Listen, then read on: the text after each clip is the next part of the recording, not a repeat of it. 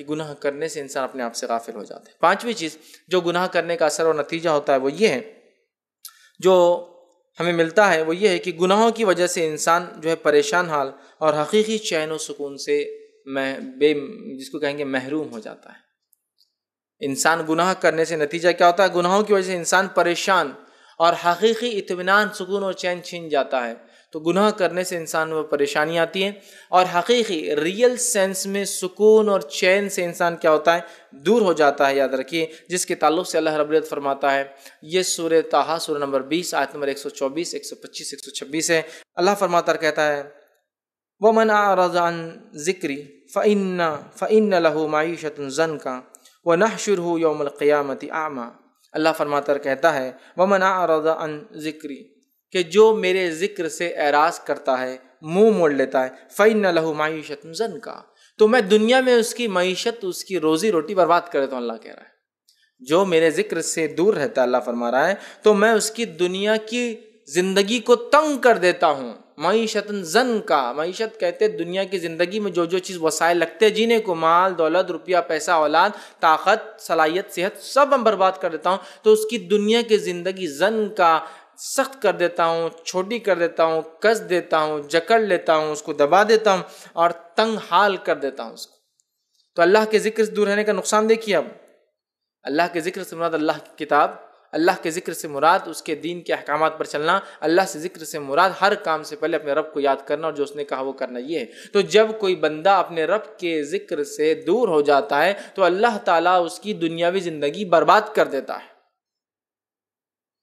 اور یہ بربادی ہر بیماریوں کے ذریعے بربادی، بے سکون بے اطمینانی کے ذریعے بربادی، مال و دولت کی کمی کی بربادی، فصلیں لگتی ہے لیکن وقت پر اس کا جو ہے بکتی نہیں یا پیسہ نہیں آتا، اس کے اعتبار سے کمپنی اور فیکٹریاں آپ چلاتے ہیں، ورکرز اور لوگ اور مشنری آپ کے ساتھ ہیں، ہر طرح سے اللہ برباد کر دیتا ہے۔ آگے اللہ فرماتا ہے زن کا وَنَحْشُرُهُ يَوْمَ الْقِيَامَةِ أَعْمَىٰ، اور یہ تو دنیا ہے، آخرت میں ہم اس کو اٹھائیں گے، اندھا اٹھائیں گے، اعمیٰ اندھا اٹھیں گا، دیکھ نہیں پائیں گے۔ مطلب دنیا آخرت میں لوگ اٹھیں گے جو لنگڑے لولے جیسے بھی ہوں گے سب صحیح سالم ہو جائیں گے، وہاں سب پرفیکٹ ہو جائیں گے، لیکن وہاں اس بندے کو اللہ کیسے اٹھائیں گا؟ اعمیٰ، اندھا اٹھیں گا، نابینا اٹھیں گا۔ جب اٹھیں گا تو وہ کہیں گا قال ربی لما حشرتنی اعمیٰ، اے میرے رب، وہ بندہ کہیں گا اے اللہ مجھے تو نے اندھا کیوں اٹھایا، ایسا حشر کیوں کیا، میرا ایسا نتیجہ کیوں ہو رہا ہے میرے ساتھ؟ تو پوچھیں گا لما حشرتنی اعمیٰ، اے اللہ ایسا کیوں ہوا، وقد کنت بصیرا، جبکہ میں تو دنیا میں، اللہ فرماتا ہے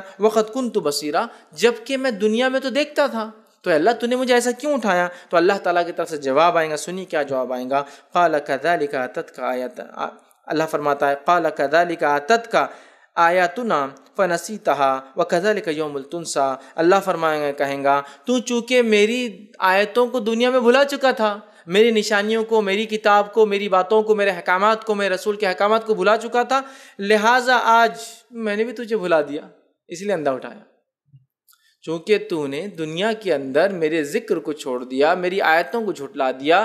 مطلب آیتوں سے مراد اگر دوسری قوموں سے کوئی ہوں گے تو ان کی کتاب اور ان کے انبیاء کو انہوں نے جھٹلایا، وہ آیتیں تھیں۔ ہمارے لیے قرآن کو جھٹلایا، رسول اکرم صلی اللہ علیہ وسلم کی باتوں کو جھٹلایا، اور قرآن کو جھٹلانا مطلب اس کے احکامات کو جھٹلایا، جو اس نے کہا نہیں کیا، جو حلال کہا اس کو حلال نہیں مانا، جس سے رکنے کا حکم دیا اس کو حرام کا حرام نہیں سمجھا، کرتے رہا، یہ مانا ہے۔ اللہ فرمائیں گا چونکہ تو میری آیتوں کو دنیا میں بھلا چکا تھا، آج میں بھی تجھے بھلا چکا ہوں، تیری کوئی ویلیو میرے پاس نہیں۔ اندازہ لگائیے اللہ رب العزت کے سامنے جو لوگ اندھے اٹھیں گے، یا پوری قیامت میں لوگوں کے سامنے جو لوگ اندھے اٹھیں گے، لوگ سمجھ جائیں گے یہ لوگ وہ ہیں جن کو ان کے رب نے بھلا دیا، چونکہ یہ دنیا میں اپنے رب کو بھلائے ہوئے تھے، یہ دنیا میں اسلام پر عمل نہیں کرتے تھے، جو باتیں کہی گئی حلال کو حلال حرام کو حرام نہیں سمجھتے تھے، جو حکم دیا گیا کرنے کا نہیں کرتے تھے، جس سے منع کیا اس سے نہیں رکتے تھے، نتیجتاً آج ان کو اندھا اٹھایا گیا ہے۔ تو دیکھیے گناہوں کے مہلک اثرات، دنیا کی زندگی تنگ ہو جاتی ہے، دل اچاٹ ہو جاتے ہیں، اور ایک بے اطمینانی کی زندگی انسان جیتا ہے، جس کے تعلق سے اللہ گواہی دے رہا ہے کہ اس کی ہم کیا کرتے ہیں، دنیا کی زندگی معیشت ضن کا، دنیا کی زندگی سخت کر دیتے ہیں اس کے لیے۔ تو اگر آپ کو اور ہمیں کوئی پریشانی ایسی آ رہی ہے جس میں دنیا کی زندگی میں ہم پریشان ہیں، اچاٹ ہے، دل محروم لگ رہا ہے، ڈپریسڈ ہے، ہر بار جو غلط خیالات آ رہے ہیں، ہر چیز میں نقصان ہوتا ہے، کام ہوتے ہوتے نہیں ہو پاتا ہے، تو سمجھ جائیے کچھ نہ کچھ گناہ ہم کر رہے تھے، جس کے نتیجے میں یہ ہمارے ساتھ ہو رہا ہے، اور دنیا کی زندگی میرے اور آپ کے ساتھ تنگ کر دی جا رہی ہے۔ سمجھ رہے ہیں بات؟ ورنہ انبیاؤں کا اور نیک لوگوں کا تو حال یہ تھا. نبی اکرم صلی اللہ علیہ وسلم فرماتے ہیں انبیاؤں کے ساتھ اللہ نے انبیاؤں کو سب سے زیادہ آزمایا. کچھ تو ایسے آزمائے گئے کہ جسموں پہ کیڑے ہو جاتے تھے، کیڑے، اور کچھ ایسے آزمائے گئے کہ ٹاٹ کے علاوہ باندھنے کو کچھ نہیں تھا. ٹاٹ ہوتا نا، تھیلے جو ہوتے ہیں، اس کے علاوہ کچھ نہیں تھا. ٹھیک ہے، لیکن اللہ کے رسول وہ اتنے خوش تھے اس حالت میں کہ تم فراوانی میں بھی اتنے خوش نہیں ہوتے ہو. کیوں؟ کہ ان کو ان کے رب نے دلی اطمینان دیا تھا. وہ ایک کیفیت ہے کہ انسان نقصان ہو رہا ہے، ہر طرف نظر آ رہا ہے ظاہر، لیکن دل سے مطمئن ہے. اور یہ ایک کیفیت ہے کہ جیسے ہماری ہے، امن و امان والے علاقے، بہترین ملک، ساری چیزیں، لیکن آج ہم دل طور سے دو لوگ جمع ہوتے تو کیا بات کرتے ایک دوسرے سے؟ یار بس دل نہیں لگ رہا، مزہ نہیں آ رہا کوئی چیز، ہے نا. سب کچھ دنیا کی نعمتیں کھائے بعد بھی مزہ نہیں آ رہا یار، کچھ نیا ہونا. وہ نئی چیز کرنے کے بعد بھی مزہ نہیں آ رہا، کچھ اور نیا ہونا. چلو یہاں گھومنے جائیں گے، وہاں جا کر بھی مزہ نہیں آیا، چلو اس سے اوپر کے جائیں گے. دنیا گھوم کے آ گیا، چاند پہ بھی جا کے آ گیا، لیکن مزہ نہیں آ رہا اس کو. دل کی دنیا ویران ہے. اللہ نے اس کی دنیا معیشت زن کا برباد کر کے رکھ دی ہے. تو گناہوں کا ایک اثر کیا ہوتا ہے؟